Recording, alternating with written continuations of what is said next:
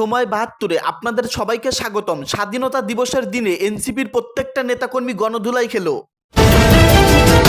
২৪-এর সমন্বয়কদের শেষ রক্ষাও হচ্ছে না, একই ঘোষণা দিলেন রাষ্ট্রপতি।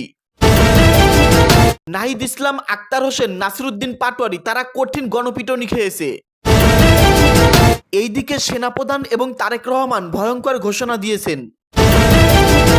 একটি হারামের পয়সাও আমার পকেটে যাবে না, বললেন এটিএম আজহারুল।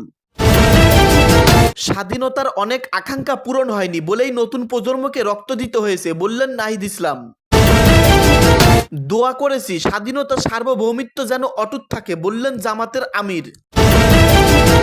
জুলাই সনদ ও গণভোটের রায় বাস্তবায়নে টালবাহানা হচ্ছে, বললেন আক্তার হোসেন। সংস্কার সংসদে বাস্তবায়ন না হলে মাঠে গড়াবে, বললেন নাসিরুদ্দিন পাটোয়ারি। সর্বশেষ জানবেন, গোপন তথ্য পাওয়া গেছে ডক্টর ইউনূস দেশে নেই, যে কোনো মুহূর্তে এনসিপির নেতাকর্মীরাও পালাবে। এতক্ষণ শুনলেন সংবাদ শিরোনাম, এখন শুনবেন বিস্তারিত। স্বাধীনতার অনেক আকাঙ্ক্ষা পূরণ হয়নি বলেই নতুন প্রজন্মকে রক্ত দিতে হয়েছে, বললেন নাহিদ ইসলাম। জাতীয় নাগরিক পার্টি এনসিপির আহ্বায়ক ও বিরোধী দলীয় চিফ হুইপ নাহিদ ইসলাম বলেছেন, আমাদের স্বাধীনতার অনেক আকাঙ্ক্ষাই পূরণ হয়নি বলেই আমাদের নতুন প্রজন্মকে আবার রক্ত দিতে হয়েছে, জীবন দিতে হয়েছে। আমরা চাই সামনে যাতে আর এমন না হয়। বৃহস্পতিবার ২৬শে মার্চ সকালে সাভারের জাতীয় স্মৃতিসৌধে মহান মুক্তিযুদ্ধে আত্মত্যাগকারীদের প্রতি শ্রদ্ধা জানাতে এসে এসব কথা বলেন তিনি। নাহিদ ইসলাম বলেন, আজকে মহান স্বাধীনতা দিবস এবং জাতীয় দিবস। আজকের এই দিবসে আমরা আমাদের স্বাধীনতার সপক্ষে যারা ছিলেন, শহীদ হয়েছিলেন, বীরাঙ্গনা হয়েছেন, তাদেরকে শ্রদ্ধার সঙ্গে স্মরণ করছি। আমাদের ৭১-এর যে আকাঙ্ক্ষা এবং ২৪-এর যে গণ অভ্যুত্থানের যে আকাঙ্ক্ষা, সেই আকাঙ্ক্ষার ভিত্তিতে সাম্য এবং মানবিক মর্যাদার ভিত্তিতে আমরা এই বাংলাদেশ গড়তে চাই। আমরা এটার জন্য এই মুহূর্তে কাজ করছি। তিনি বলেন, আমাদের স্বাধীনতার অনেক আকাঙ্ক্ষাই পূরণ হয়নি বলেই আমাদের নতুন প্রজন্মকে আবারও রক্ত দিতে হয়েছে, জীবন দিতে হয়েছে। আমরা চাই যে সামনে যাতে আর এমন করা না লাগে। দোয়া করেছি স্বাধীনতা সার্বভৌমিত্ব যেন অটুট থাকে, বললেন জামাতের আমির। বাংলাদেশ জামাত ইসলামের আমির ও জাতীয় সংসদের বিরোধী দলীয় নেতা ডক্টর শফিকুর রহমান বলেছেন, আল্লাহর কাছে আমরা দোয়া করেছি এই দেশের স্বাধীনতা ও সার্বভৌমিত্ব টিকে থাকে।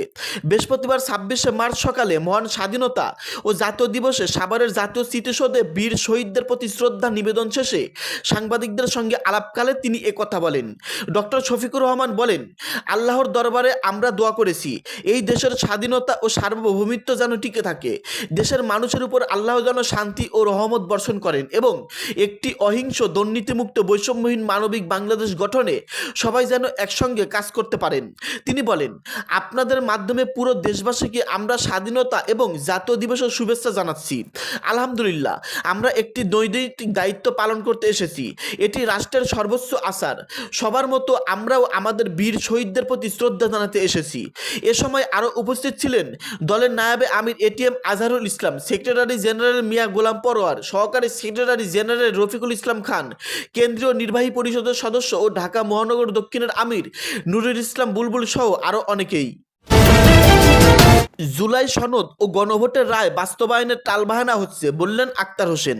জাতীয় নাগরিক পার্টি এনসিপির সদস্য সচিব ও রংপুর ৪ আসনের সংসদ সদস্য আক্তার হোসেন বলেছেন, কাঙ্ক্ষিত জুলাই সনদ ও গণভোটের রায় বাস্তবায়নের টালবাহানা করা হচ্ছে।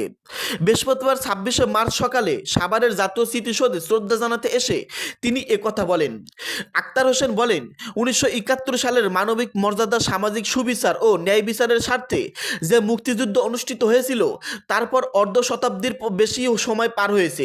এ সময়ে বারবার দেশে ফ্যাসিবাদ ও স্বৈরাচার এসেছে, আর সেই স্বৈরাচারের ও ফ্যাসিবাদের বিরুদ্ধে দেশের মানুষ বারবার জীবন দিয়েছে।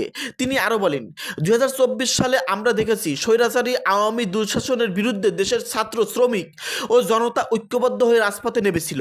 ১৯৭১ সালের মতোই ২০২৪ সালেও আমরা আরেকটি বিজয় অর্জন করেছি।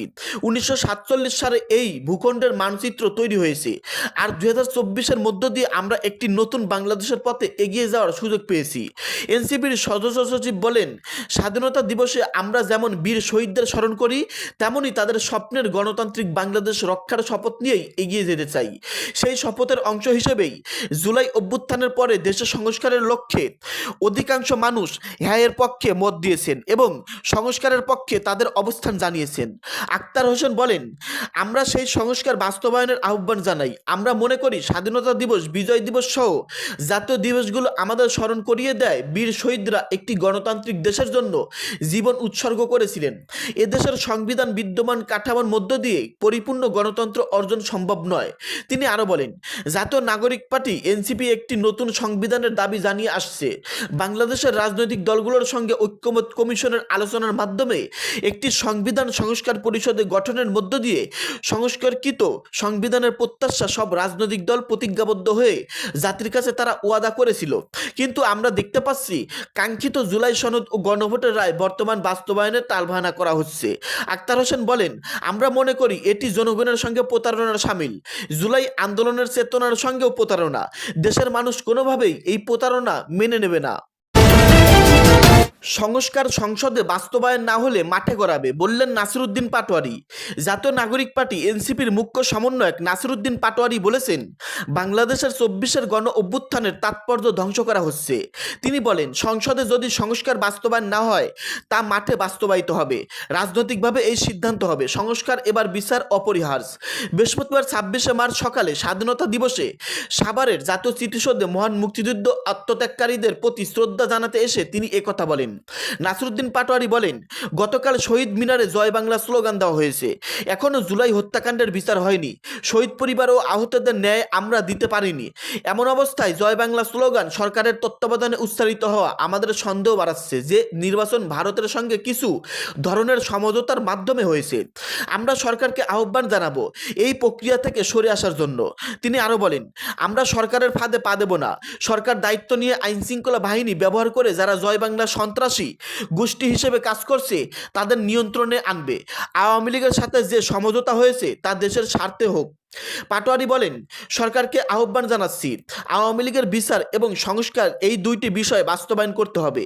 যদি তা না হয় আমাদের আবার মাঠে নামতে হবে। মানুষ এখনও প্রস্তুত, শুধু একটি সংকেতের অপেক্ষা। তিনি অভিযোগ করে বলেন, নির্বাচনে ইঞ্জিনিয়ারিং হয়েছে। বিরোধী দলের সংসদের বক্তব্য রাখা সত্ত্বেও সরকারের মনোযোগ নেই। ভারতীয় চুক্তির বিষয়েও তারা কোনো পদক্ষেপ নিচ্ছে না। তাই আমাদের রাজপথে নামার কোনো বিকল্প নেই।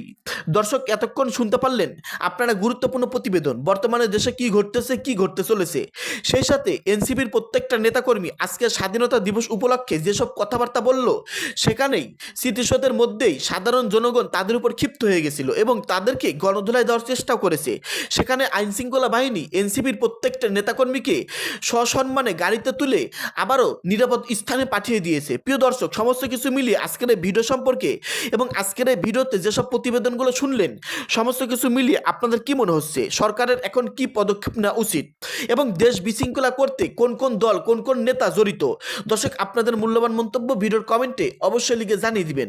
প্রিয় দর্শক, ভিডিওটি শেষ করার আগে ছোট্ট একটি রিকোয়েস্ট, সময় 72 ইউটিউব চ্যানেলটাকে সাবস্ক্রাইব করে সঙ্গেই থাকবেন। ধন্যবাদ।